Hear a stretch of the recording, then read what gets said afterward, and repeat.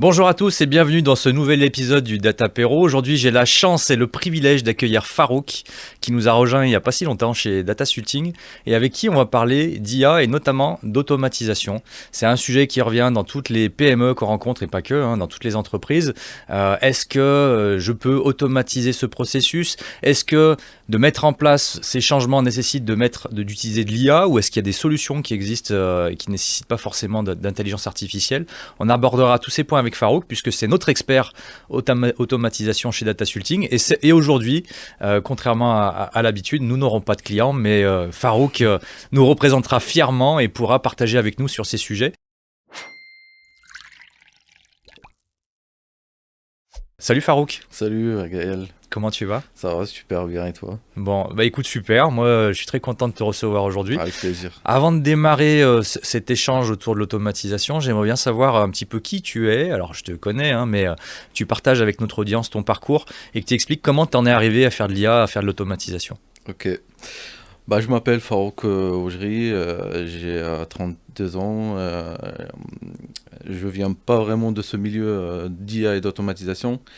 J'ai fait un master en logistique et transport, c'est totalement différent.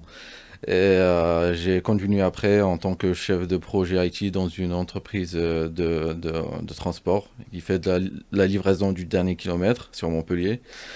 Et au bout de ma troisième année, j'ai commencé un peu à découvrir l'intelligence artificielle j'ai croisé une formation chez Origami d'ailleurs. Yann, si tu nous vois. Et j'avais cette appétence de découvrir ce domaine et j'ai commencé cette formation et du coup j'ai arrêté mon premier travail.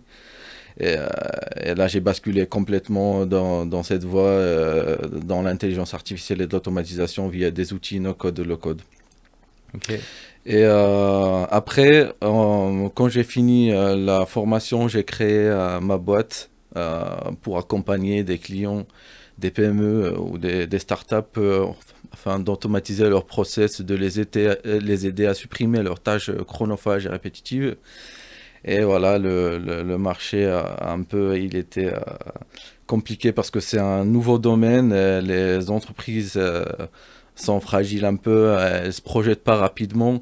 Et c'était compliqué de décrocher des contrats avec des clients. Et j'ai pu en décrocher quelques-uns, mais grâce à mon réseau. Et entre-temps, je me suis dit, ça serait mieux d'intégrer une grosse boîte qui va me permettre Grosse boîte, ouais. On l'a relativisé. Pour moi, c'est une grosse Ouais. boîte, même si c'est une PME de 30 personnes.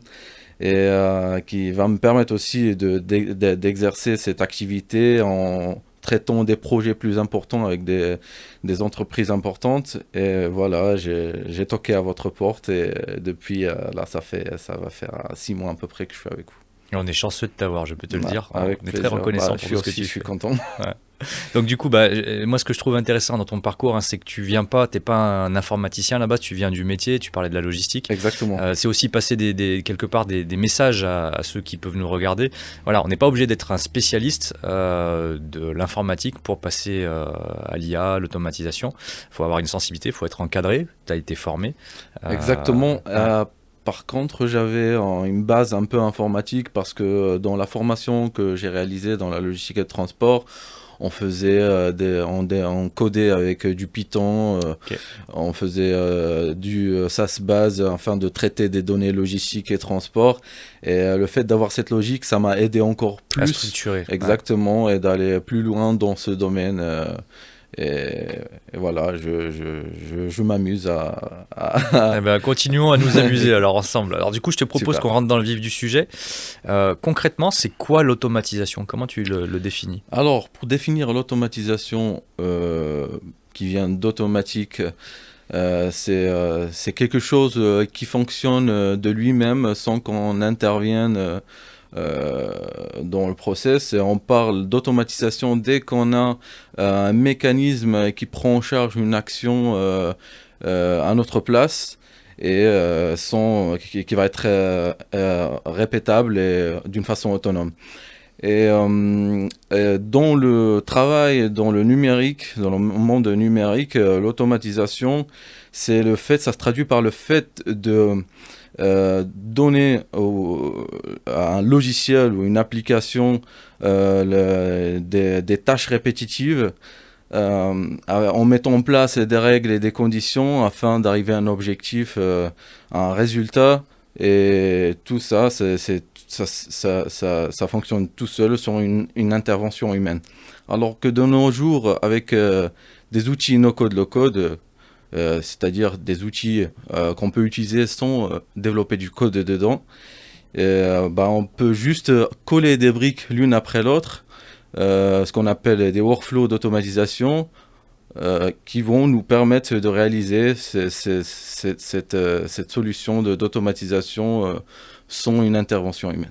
Moi, je vais revenir, du coup, moi, ce que j'entends aussi pas mal sur le terrain, parce que on rencontre pas mal de chefs d'entreprise et de gens qui sont en charge ou de direction de métier, et qui sont en charge d'une activité de l'entreprise. Le sujet qui revient, c'est comment je peux éviter à mes collaborateurs de faire cette tâche répétitive ou fastidieuse et de remplacer cette partie-là par un automate, en gros quelque chose qui le fait à sa place, qui va faire des choses typiquement sélectionner des factures, lire le contenu de la facture, l'injecter dans une autre interface qui est le logiciel par exemple maison. Est-ce que donc ça, moi le sujet gain de temps, c'est un vrai sujet. L'autre gain, c'est aussi en qualité, c'est-à-dire qu'on évite les erreurs qui peuvent être faites par l'humain, parce que quand on fait les choses manuellement de manière répétée, quand on fait des choses, on remplit des fichiers Excel, et ça on le voit beaucoup chez nos clients, remplir des fichiers Excel pour le transmettre à un autre service, etc. Tout ça, c'est des choses qui peuvent être automatisées. Et puis, troisième chose, c'est forcément, quand on parle de gain de temps et de qualité, c'est aussi d'optimiser la marge et la rentabilité de son entreprise et donc sa performance. Est-ce que tu as un exemple concret que tu peux nous donner sur lequel tu aurais travaillé chez un client sur une automatisation justement? Les cas concrets qu'on trouve souvent récurrents aussi chez les clients, c'est tout ce qui est traitement de données qui viennent dans une boîte mail pour pouvoir après la stocker et générer un rapport par rapport à ça. Ou si on prend par exemple dans un service RH, les responsables RH qui sont débordés avec le tri des CV et aussi apporter une réponse à chaque candidat, et c'est des choses qu'on peut automatiser aujourd'hui. C'est des process qui sont simples et qui n'ont pas beaucoup de valeur et qui apportent vraiment beaucoup de gains de temps à ces responsables, à ces gens. Et c'est pour ça qu'on revient à cette solution d'automatisation qui devient même presque nécessaire de nos jours. Ouais, alors du coup, merci pour ces compléments. Alors, on parle de RH, donc ça me fait penser, il y a d'autres sujets qu'on abordera peut-être plus tard sur les enjeux de sécurité et des réglementaires, parce qu'on brasse des données personnelles, donc il faut aussi faire attention à ça. Mais ça, on y reviendra après, parce que c'est pas l'objet de cette première question. Pour toi, en tout cas, si tu devais l'expliquer à notre audience, c'est quoi la différence entre automatisation et intelligence artificielle? Parce qu'on a tendance, aujourd'hui, tout est intelligence artificielle. Tu as l'impression que même quand tu dois produire un tableau de bord, ça y est, c'est de l'IA qui va le faire. Je veux voir ma marge, l'IA, elle va le faire à ma place. C'est quoi la différence entre automatisation et intelligence artificielle? Alors, c'est deux choses différentes. L'automatisation, comme je viens de le décrire, c'est un système, c'est le fait de construire ces briques avec des règles et des conditions pour traiter de la donnée ou changer le format d'un fichier par exemple, alors que l'intelligence artificielle, c'est de la réflexion, c'est de l'analyse, c'est de la génération. C'est une brique qu'on peut rajouter dans une automatisation pour qu'on ait ce qu'on appelle un workflow d'automatisation intelligent. Et les deux, ça fait un combo super pour apporter une solution plus forte à des cas précis. Oui, donc c'est pas l'IA qui fait tout, c'est une combinaison Exactement. des deux qui peut permettre d'améliorer un processus.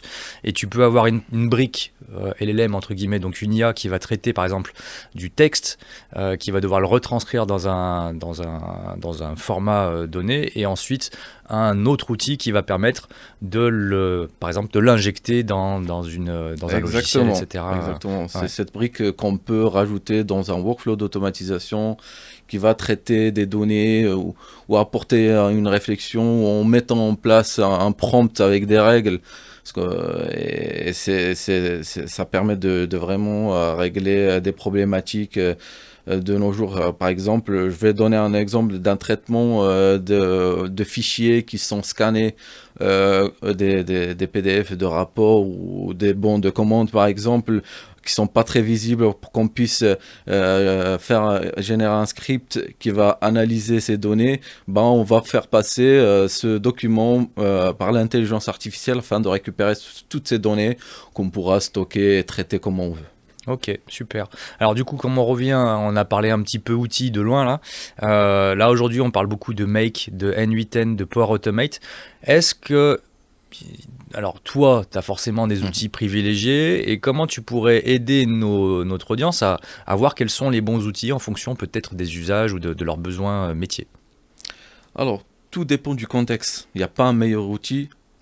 Si on prend par exemple le Power Automate, c'est le meilleur outil pour un environnement Microsoft. Si on veut automatiser des choses entre un fichier Excel, un Teams ou une boîte mail Outlook, tout en restant dans l'environnement Microsoft, c'est l'outil le plus adapté.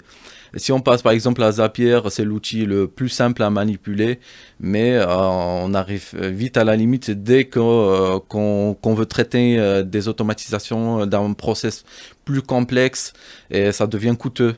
Et Make par exemple, c'est un outil aussi simple à utiliser avec du design, du visuel, qui a cette force de traitement de problématiques avec plusieurs étapes. Et alors que N8N, c'est plus flexible, c'est un outil qu'on peut héberger, c'est un outil open source qu'on peut héberger en local et traiter des problématiques aussi plus complexes. Okay. C'est selon le contexte, on choisit l'outil le plus adapté aux problématiques qu'on veut traiter. Parce que je sais que toi, tu es un gros utilisateur de Lovable, par exemple. D'ailleurs, pourquoi Lovable? Pourquoi tu l'utilises, celui-ci? Lovable, c'est un outil qui me permet de développer des applications avec du vibe coding. L'avantage de Lovable, c'est qu'on peut développer l'application directement dans le web et l'exporter quand le projet est finalisé dans un GitHub et l'héberger ailleurs. Alors que si on fait du cloud code, il faut développer, il y a tout un process de développement de l'application en local, ouvrir l'API, en fait, toute une procédure avec un Lovable, on va plus vite. Ok, ça marche. Bon, merci pour ce retour. Ah oui, du coup, j'ai une question sur ces outils, en tout cas sur la mise en place d'une automatisation. Est-ce que c'est ouvert à tous ou est-ce qu'il faut plutôt s'appuyer sur un expert pour pouvoir le faire? Oui et non. Oui, quand il s'agit d'une problématique simple, c'est-à-dire un petit process, je veux automatiser une notification dès que je reçois une donnée importante que je vais injecter dans une table, j'aimerais bien recevoir une notification tout en utilisant un outil qui est plus simple comme Zapier ou Make. Oui, c'est abordable, alors que dès que ça devient plus compliqué avec un process qui regroupe des différentes conditions, là, il faut vite faire appel à un expert qui maîtrise le sujet. Ok, ça marche. Et du coup, concrètement, pour une PME, alors on l'a déjà un petit peu abordé tout à l'heure, mais qu'est-ce que ça apporte concrètement à une PME de travailler sur cette réflexion d'automatisation et concrètement dans l'entreprise? Alors, tu as déjà commencé à l'aborder, mais qu'est-ce qui peut être automatisé? Si tu regardes la chaîne de valeur de l'entreprise, qu'est-ce qu'on peut automatiser? Dans quel poste, quelque part, on peut aller travailler sur l'automatisation? Alors, ce que ça peut apporter à une PME, c'est rapidement le gain du temps, la qualité, le fait d'éviter des erreurs de saisie par exemple. Et si on prend un exemple comme je l'ai abordé dans un service RH où on veut aller plus vite ou ne pas être débordé à réaliser un recrutement, le fait de suivre cette procédure de tri de CV, on peut automatiser cette tâche qui n'a pas beaucoup de valeur mais qui va nous permettre d'aller se focaliser sur la qualité de recrutement par exemple. Et si on parle par exemple dans un métier de BTP où on a un conducteur de travaux dans un chantier, il aimerait il doit rédiger un rapport de chantier, par exemple, il y aura des loupés, il n'aura pas le temps de tout noter. Et alors que si on automatise cette partie à partir d'une note vocale, bah, on pourra générer un rapport automatiquement. Ça apporte beaucoup de la valeur et de l'efficacité dans le traitement de ce genre de problématiques. Et ça aussi, ça permet de gagner beaucoup de temps. On pourra aussi prendre des différents exemples comme dans le service commercial où dès qu'on a un lead, bah, automatiquement on peut créer une tâche à un commercial dans HubSpot et directement aussi enregistrer ce lead dans le CRM. Dans le CRM, ouais, exactement. C'est clair. Oui, ça c'est un sujet qu'on connaît bien. La partie commerciale, effectivement, c'est souvent le sujet par lequel on commence, ou marketing, hein. Enfin, en gros, les deux sujets où on automatise beaucoup, hein, c'est quand même la partie commerciale, puisqu'on veut gagner du temps dans toutes les phases d'exécution du métier de commercial, hein, depuis la prospection jusqu'à l'obtention de la facture du client, voire la transmission. Une fois qu'on a la facture, ben, la transmission à d'autres services pour transformer derrière. Effectivement, toutes ces tâches. Et moi, j'ai un exemple très concret, hein, la réalisation des devis. On a capté un audio avec le client, parce que maintenant tout le monde enregistre les entretiens, etc. Cet audio, il a une valeur énorme pour ensuite, si c'est bien retraité derrière, l'injecter dans la proposition et de structurer la proposition avec ces éléments. Et donc ça, on peut gagner beaucoup de temps dans la réalisation de la proposition. Et moi, j'y vois un intérêt très concret. Et sur le marketing, les posts sur LinkedIn, la rédaction d'articles, enfin on le voit, la préparation d'une vidéo de ce type, toute l'assistance que ça peut apporter dans la fabrication, dans le temps qu'on peut gagner dans le rédactionnel, il y a pas mal de choses à faire. Et puis sur le visuel, on en parle de plus en plus aussi, il y a des choses assez intéressantes qui peuvent être réalisées. Ok. Du coup, si je reviens sur les usages, toi tu conseillerais de commencer par quels usages pour avoir les premiers résultats rapides, on va dire le côté quick win, tu vois, pour aller vite. Quelqu'un qui cherche à commencer par quelque chose qui peut facilement lui faire gagner du temps, par exemple. Bah, il faut commencer toujours par un cas simple qui a un fort impact, qui fait perdre du temps. C'est une tâche manuelle qu'on fait, qui n'a pas beaucoup de valeur, mais qui est simple. Vraiment tracer son process, parce qu'on ne peut pas automatiser quelque chose qui n'a pas de process, qui n'existe pas. Il faut vraiment tracer le process, le documenter, le cartographier pour qu'on sache quel élément on va aborder dans l'automatisation, et aussi étudier sa faisabilité. Si c'est faisable, si on a par exemple un ERP dans notre process où il est fermé, on ne peut pas y accéder, bah ça, c'est directement un frein pour automatiser ce cas, et c'est pour ça il faut vraiment faire toute cette analyse afin de trouver le cas le plus simple qui peut nous apporter de la valeur rapidement. Ouais, donc je te remercie pour la transition. En fait, ça c'est ce qu'on fait dans le cadre des Diagia. D'ailleurs, il y a une subvention BPI là, qui vient d'être mise à jour. Donc maintenant, vous pouvez avoir 40% de subvention là, sur ces diagnostics. Dans le cadre des accompagnements qui sont faits, il y a justement cette phase d'analyse des cas d'usage métier par métier. Donc on reprend la chaîne de valeur de l'entreprise pour voir où est-ce qu'on peut aller chercher des gains, que ce soit des gains financiers, des gains de temps, etc. Et dans cette phase, on explore à la fois effectivement ce que tu disais, l'effort pour réaliser le cas d'usage, et le ROI, donc le retour sur investissement qu'il pourrait générer, soit du temps, soit de l'argent, soit de la qualité. Enfin, après, on a différents axes qu'on va analyser, et ça nous permet de prioriser ces cas d'usage. Et des fois, on va trouver des choses où on ressort quelque part du diag. Le mois d'après, on a déjà mis en place 2 cas d'usage parce que c'était une automatisation simple, voire même on aide nos clients à utiliser des outils qui ont déjà intégré des IA. Par exemple, tu parlais d'HubSpot, il y a déjà des choses qui sont possibles dans HubSpot. Il n'y a pas besoin de mettre en place un N8N ou un Make ou quoi que ce soit, puisqu'il y a déjà des choses possibles. Après, il y a un modèle économique qu'il faut intégrer. Ça, le modèle économique, c'est important aussi pour ne pas cumuler, parce qu'à la fin, ça coûte cher quand on cumule tous les usages de l'IA et d'automatisation. Donc, c'est essayer d'optimiser cette partie-là. Moi, il y a quelque chose que je trouve aussi intéressant, c'est de rentrer par cette notion de gain en se disant finalement, si on rentre sur un processus où on se dit si on fait ça, je gagne. Alors, on va parler ETP. Alors, ETP, c'est équivalent temps plein, donc c'est le temps d'une personne dans l'entreprise. Si on se dit tiens, je vais gagner un ETP sur ce sujet-là, tout de suite, ça devient intéressant parce qu'on se dit bon, on va pouvoir dégager du temps. après, charge aux RH et aux dirigeants de voir comment cette personne peut faire d'autres sujets beaucoup plus intéressants et de l'accompagner dans ce changement. Ça, c'est aussi un message qu'on passe souvent. On n'est pas juste là pour éliminer des processus ou des phases de processus. Il faut aussi penser aux évolutions de fiches de poste des personnes qui étaient en charge de ces aspects-là. Du coup, quelles sont, d'après toi, les bonnes pratiques et les conseils que tu donnerais pour se lancer dans ces sujets-là? Alors, j'ai parlé du diag IA juste avant. Je pense que c'est une bonne pratique de démarrer par un diagnostic d'entreprise pour voir ce qu'on peut améliorer. Mais toi, quelles seraient tout de suite tes réflexions par rapport à ça?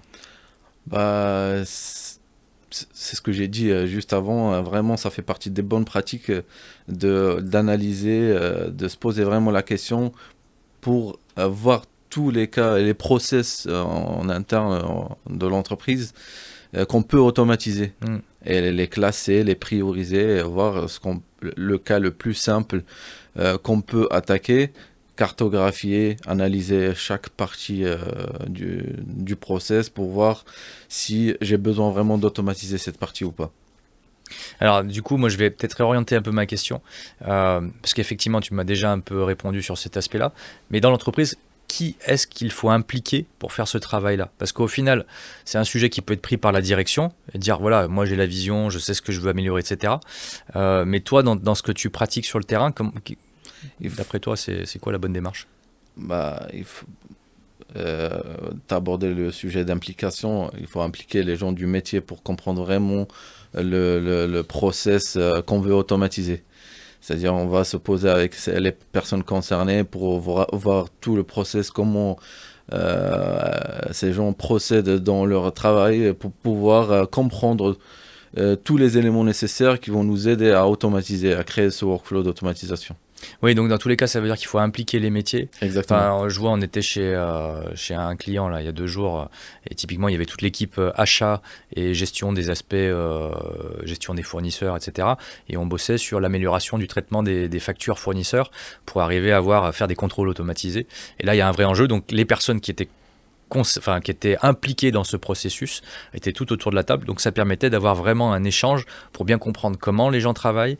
Et ça, c'est important de faire ce côté UX ou se mettre à la place, faire de l'empathie à ce moment-là, c'est-à-dire je vois comment la personne travaille, c'est bien d'avoir pensé automatisation, mais à un moment, il faut que ça marche et que ces personnes, elles comprennent l'évolution, elles l'intègrent et voire même elles soient force de proposition sur comment demain je vais changer ma manière de travailler à l'aide de l'automatisation, à l'aide de l'IA éventuellement. Exactement. Et ça, c'est un processus où, du coup, on bosse vraiment avec les métiers en équipe. Et c'est pas un expert qui arrive, qui va parler un coup avec une personne, avec un cahier des charges, et puis qui ensuite va réaliser. Il faut vraiment se mettre dans le cœur du métier pour comprendre tout le process et ce qui nous permet d'automatiser facilement parce qu'on peut vite faire le premier rendez-vous avec le responsable et qui connaît pas trop bien le métier de A à Z, bah, ça va paraître facile à automatiser. Pour nous, c'est simple, sauf qu'il y a tout des procédures différentes. Par exemple, j'interviens chez un client où je découvre que dans la gestion ou le traitement de certains documents, il y a chaque organisme avec qui il travaille, il a sa méthode de travail, ça veut dire qu'il faut adapter l'automatisation à chaque organisme. Du coup, c'est nécessaire, je trouve même, de se poser vraiment avec le métier et comprendre le process. Il y a ça et le fait de bosser avec un expert, enfin voilà, quand on se positionne, il y a aussi des enjeux autour de ça. On parle, voilà, il y a des métiers qui sont, si on bosse avec le juridique, il y a des enjeux réglementaires, donc attention à la manière dont on construit les choses. Il y a des enjeux de sécurité des données, attention, il y a des choses, si vous utilisez un outil qui est sur le cloud et que vous avez des données qui sont super confidentielles, il y a tout un enjeu d'architecture des données. Où est-ce que les données vont partir? Comment on va structurer ça? Comment on va bétonner, entre guillemets, l'organisation des choses? Puis on a aussi des clients aujourd'hui qui nous disent, moi, je veux avoir une démarche. Alors, le côté souverain, c'est un grand mot, on peut y caser beaucoup de choses, mais voilà, ils ont cette envie d'avoir la maîtrise et l'indépendance vis-à-vis d'un tiers qui pourrait être un éditeur logiciel ou d'un offreur de services d'hébergement de données. Ils veulent maîtriser un maximum ces aspects-là. Et ça aussi, il faut l'intégrer dans la démarche. Et donc, il faut avoir toutes ces parties prenantes dans la boucle. Ouais. Ça, c'est des éléments intéressants. Et du coup, là, si je reviens, c'est ma dernière question, sur on a parlé de différents aspects pour démarrer. Là, demain, j'ai un dirigeant qui vient nous voir. Qu'est-ce que tu lui conseilles pour démarrer là? Il dit ouais, j'ai des intuitions, je pense qu'on peut automatiser ça. J'irais bien commencer par ça. On en a beaucoup en ce moment qui ont des intuitions généralement qui sont plutôt bonnes. C'est quoi ton conseil par rapport à ça? Par quoi on commence? Comment on se lance? Première étape, se poser vraiment la question, est-ce que je suis capable d'automatiser ce cas? Deux options. La première, est-ce que je me forme, je monte en compétence pour pouvoir réaliser ce genre de solution? Si c'est pas le cas, où on n'est pas capable, où on n'a pas le temps pour se former, la deuxième option, c'est de faire appel à un expert qui va me réaliser ce cas rapidement, d'une manière efficace, et il va m'apporter une solution solide. Et on peut aller plus vite avec un expert sans perdre le temps à se former et monter en compétences. Deuxième étape, de vraiment analyser le process interne et détecter tout ce qui ne va pas. C'est cette analyse de voir les tâches chronophages dans l'entreprise pour pouvoir les classer et dire j'ai besoin d'automatiser cette partie. Là, on classe, on cartographie tous les cas, et aussi peut-être pas, on ne peut pas se baser que sur les tâches chronophages, mais peut-être chercher une solution qui va m'apporter un travail de qualité. C'est ça. Ce qui peut être intéressant pour les industriels, par exemple, ils utilisent beaucoup les méthodes de Lean, le Lean Management, c'est quelque part de revenir au poste de travail et d'inviter et d'embarquer les personnes qui sont à ce poste à trouver des solutions pour faire de l'amélioration continue. Donc c'est de les impliquer dans la démarche et avec toute une approche de process. Je vais donner un deuxième nom qui est le Blueprint, que j'invite à regarder, un BLUE Print PRINT, qui est un outil pour faire du design de service, qui est très bien pour redécomposer un processus et analyser toutes ces étapes et les interactions qu'il y a entre les personnes, mais également les tâches qui sont accomplies et les difficultés qui sont rencontrées à chaque étape, et voir si la data, l'IA, l'automatisation peut aider à améliorer chacune de ces étapes. Donc c'est une méthode globale qui n'est pas forcément juste pour faire de la data et de l'IA ou de l'automatisation, mais qui peut apporter vraiment ce focus un peu global sur un processus. Exactement. Ok, je t'ai un peu coupé dans ton élan.